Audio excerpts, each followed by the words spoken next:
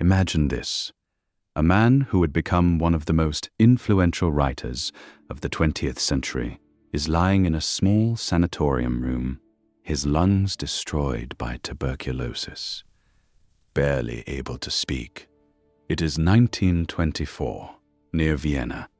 The light is pale, the walls are bare, the iron bed creaks when he moves.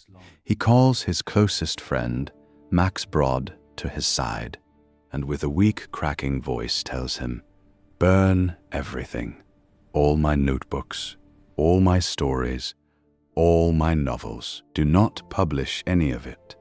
That dying man is Franz Kafka, and Max Brod does not obey. He saves the manuscripts.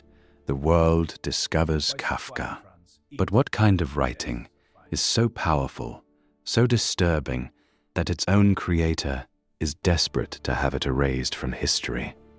To understand that, we have to go back to a different Prague. Late 19th century cobblestone streets, gas lamps, heavy church bells, and a Jewish middle-class shop with a German sign, Kafka and Sons. Inside lives a big, loud, commanding father, Hermann Kafka, and a thin, quiet boy with dark eyes, Franz. The boy watches everything from the edges of the room.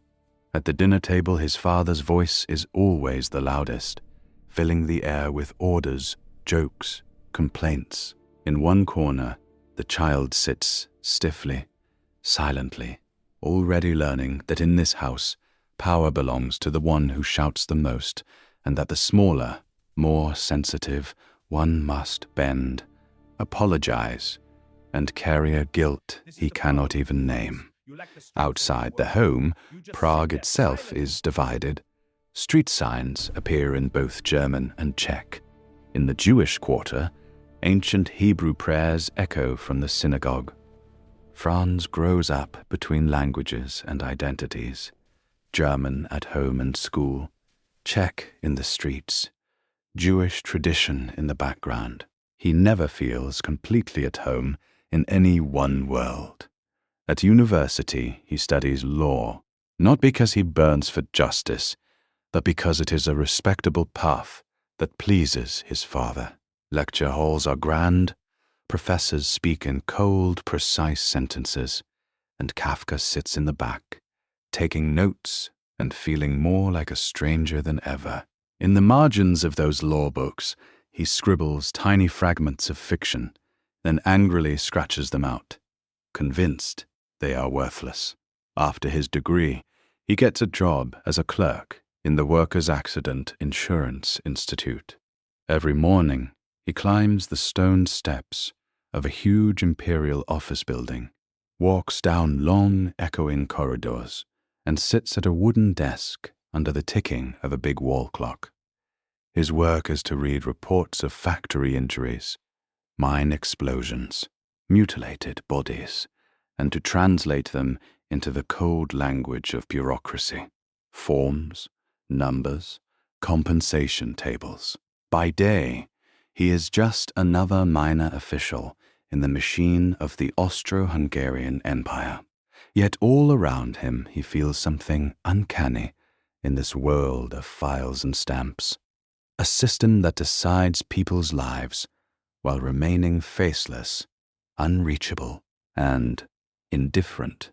Then night falls, the office empties, Prague's gas lamps flicker on, and Franz returns to a small room with a bed, a simple desk, and an oil lamp. This is where he becomes a different person. He rolls up his sleeves, opens a fresh page, dips his pen in ink, and begins to write. The hours between midnight and 3 in the morning are his true life. Sometimes the sentences flow like a dark river. Sometimes he stares at the blank page, feeling nothing but disgust for himself. He fills notebooks, then tears pages out and throws them away. In his diary, he confesses that he wants to save himself with words, but that the words also feel like they are condemning him. Out of these sleepless nights, One story emerges that will haunt readers forever: The Metamorphosis. A traveling salesman named Gregor Samsa wakes up one morning and discovers he has turned into a monstrous insect. The room is the same. The door is the same. Only his body has become alien.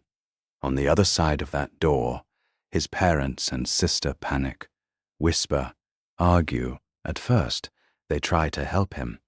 Very quickly, they begin to hide him. They speak of him as a burden, a shame, a problem that must be locked away. Gregor thinks of everything he sacrificed for his family, but as an insect, he no longer belongs to them. This is not just a horror fantasy. It is Kafka's deepest fear made physical, the fear of becoming useless, disgusting, and finally invisible to the people whose love he needs most. In other night stories, the nightmare takes a different shape.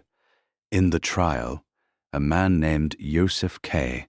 is arrested one morning in his lodging, not by uniformed police, but by two dull bureaucratic officials.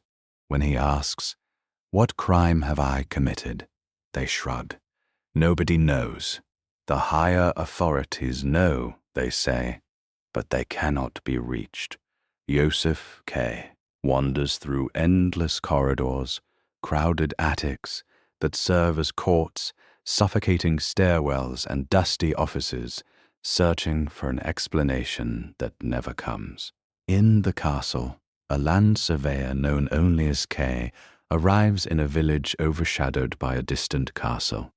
He has been summoned for work, or at least he believes so, but every attempt to contact the authorities ends in confusion, missing papers, and contradictory instructions. The castle is right there on the hill, visible yet completely inaccessible. These stories are not about fantasy kingdoms. They are mirrors of the world Kafka knows. The offices, the files, the unreachable power, and the deep, nameless guilt of a man who feels judged without knowing why. In his last years, war darkens Europe. His health collapses, and he moves between sanatoriums and relatives' homes. Love affairs remain half-fulfilled, broken by his insecurity and illness. When he finally tells Max Brod to burn his work, he is convinced he has failed as a son, as a lover, as an employee, and even as a writer. But Max disobeys, publishes the manuscripts, and slowly the world realizes what Kafka captured. Today, when someone is trapped in a maze of paperwork, caught in a senseless process, or crushed by an invisible system, we call it Kafkaesque.